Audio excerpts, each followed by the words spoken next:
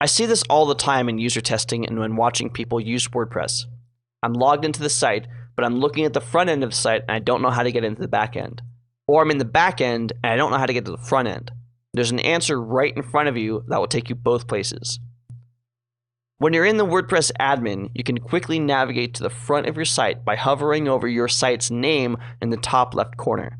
That will display a drop-down with an option to visit site. Great, now I'm here. How do I get back?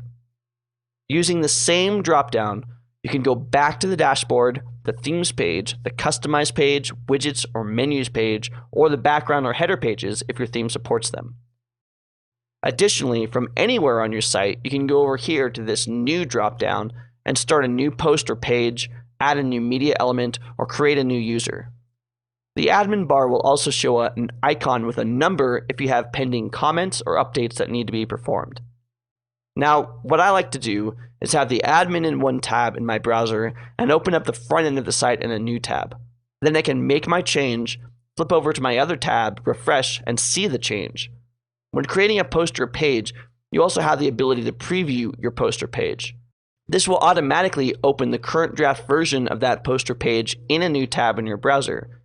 When you want to publish that post or page, there's a link that says View Page or View Post. This will open that post or page in the same tab.